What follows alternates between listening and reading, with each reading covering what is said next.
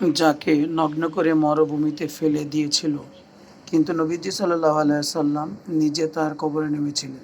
আব্দুল্লাহ জুলবিজাদাইন, এক নিঃস্ব সাহাবীর অমর কাহিনী। আপনি কল্পনা করুন, চারদিক আঁধার, নিস্তব্ধ রাত, কবর খোঁড়া হচ্ছে নিঃশব্দে।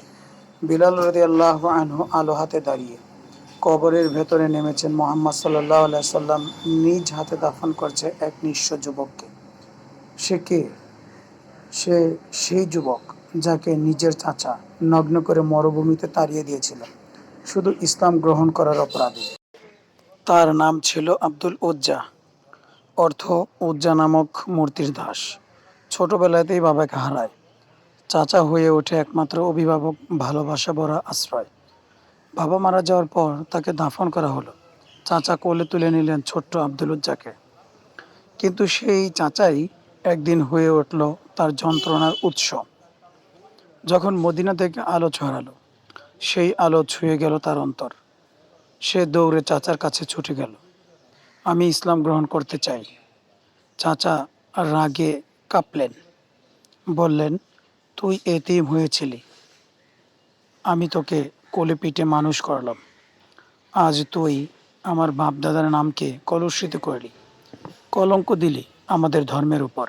তাহলে এক্ষুনি বের হয়ে যা, সব ফিরিয়ে দে, তোর কাপড়ও। কেড়ে নিল শরীরের জামা। নগ্ন অবস্থায় ছুটে মায়ের কাছে গেলেন। গর্ভধারিণী মা তার এই অবস্থা দেখে কেঁদে ফেললেন ও তাকে একটি কম্বল দিলেন। আব্দুল উজ্জা সেটাকে ছিঁড়ে দুই ভাগ করে এক ভাগ দেহের নিম্নভাগে ও এক ভাগ ঊর্ধ্বভাগে পরিধান করে শূন্য হাতে চললেন মদিনা অভিমুখে। সেদিন মরুভূমিতে হাঁটছিল এক যুবক। পরনে ছিল দুটি পুরনো কাপড়, তবুও সে গেয়েছিল শাহাদাতের গান। নবীজি সাল্লাল্লাহু আলাইহি সাল্লাম তাকে দেখে জড়িয়ে ধরলেন। চোখে পানি এসে গেল। অত্যন্ত স্নেহের সাথে বললেন, তোমার নাম এখন আব্দুল্লাহ। আর তুমি যে দুটি কাপড় পরে এসেছ, তাই তোমার পরিচয়, তুমি জুলবিজাদাইন। নবীজির হাত রাখলেন বুকে। আব্দুল্লাহর চোখে পানি। আব্দুল্লাহ জুলবিজাদাইনকে আহসাবে সুফা স্থান দেওয়া হয়। দিনে রোজা, রাতে কোরআনের কান্না ভেজা তেলাওয়াত করা, মসজিদ কেঁপে ওঠা তার সুর। তার হৃদয় ছিল সম্পদ শূন্য, কিন্তু ঈমান ভরা। তাবুক যুদ্ধ, সে কিছু দিতে পারেনি, তবুও নবীজির কাছে দাঁড়িয়ে বলল, ইয়া রাসূলুল্লাহ, দোয়া করুন আমি যেন শহীদ হই। নবীজি সাল্লাল্লাহু আলাইহি সাল্লাম তখন দোয়া করলেন, হে আল্লাহ, তাকে আগুন থেকে বাঁচাও, তাকে শহীদ করো না, বরং বাঁচিয়ে রাখো। সে বলল, হে আল্লাহর রাসূল, আমি তো এটি চাইনি, আমি তো শাহাদাতের কাঙ্গাল। হুজুর সাল্লাল্লাহু আলাইহি সাল্লাম বললেন, তুমি যদি প্রচণ্ড জ্বরে মারা যাও অথবা বাহন থেকে পড়ে তার আঘাতে মারা যাও, তথাপি তুমি শহীদ হিসেবে গণ্য হবে। এতে বোঝা যায় যে শাহাদাতের একান্ত আকাঙ্ক্ষা নিয়ে বিছানায় মৃত্যুবরণ করলেও তিনি শহীদ হিসেবে গণ্য হবেন। তার ভাগ্যে সেটাই দেখা দিল। যুদ্ধ শেষ। জ্বরাক্রান্ত হয়ে এই যুবক বিদায় নিল দুনিয়া থেকে। গভীর রাতে কবর খোঁড়া হলো। বেলাল রাদিয়াল্লাহু আনহু আলো হাতে দাঁড়িয়ে। বেলাল বিন হারেসা আল মুজানি বলেন, রাত্রিতে তার দাফন কার্য সম্পন্ন হয়। রাসূল সাল্লাল্লাহু আলাইহি সাল্লাম এর মুয়াজ্জিন বেলালের হাতে চেরাগ ছিল। আবু বকর ও ওমর রাদিয়াল্লাহু আনহু লাশ বহন করে আনেন।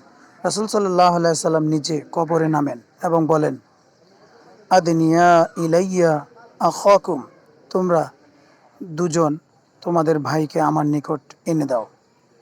অতঃপর তাকে কবরে কাত করে শোয়ানোর সময় তিনি বললেন, আল্লাহুম্মা ইন্নী আমসাইতু রাদিয়ান আনহু ফারদি আনহু। হে আল্লাহ, আজ সন্ধ্যা পর্যন্ত আমি এই যুবকের উপরে খুশি ছিলাম, তুমিও এর উপরে খুশি হও। তার দাফন কার্যের এই দৃশ্য দেখে আবু বকর রাদিয়াল্লাহু আনহু বলে উঠলেন, ইয়া লাইতানি কুনতু সাহিবাল হুফরা। হায়, এই কবরে যদি আমি হতাম, যার কিছুই ছিল না কিন্তু যার ছিল আল্লাহর প্রেম। আজ আমরা শুধু এগুলোকে গল্প আকারে শুনি, কিন্তু সাহাবারা নিজে তা করে গেছেন। আল্লাহ সাহাবাদের উপর রহম করুন। ইসলামের ইতিহাসে হাতে গোনা কয়েকজন সাহাবী আছেন যাদের কবরে নেমেছেন স্বয়ং রাসূল সাল্লাল্লাহু আলাইহি সাল্লাম। আর তাদের একজন এই জুল বিজাদাইন।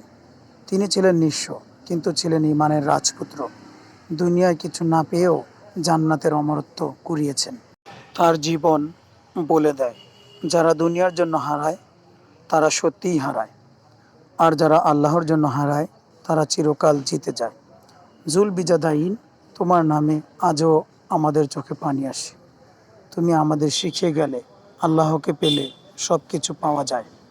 আল্লাহ আমাদেরও এমন ঈমান দান করেন, যার জন্য রাসূল সাল্লাল্লাহু আলাইহি সাল্লাম নিজে কবর পর্যন্ত নেমেছিলেন। ওগো আল্লাহ, আমাদের ঈমান এবং আমলকে তুমি এত সুন্দর করে দাও যেন ঈমান ও আমলের কারণে তোমার রাসূল এবং তুমি খুশি হবে। এই ঘটনা আমাদের ঈমানকে নাড়া দিয়ে যায়।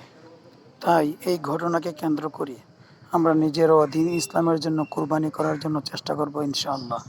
আল্লাহ তাআলা আমাদেরকে জুল বিজাদাইনের মতো ঈমান নসিব করেন। ওয়া মা তাওফীক ইল্লা বিল্লাহ।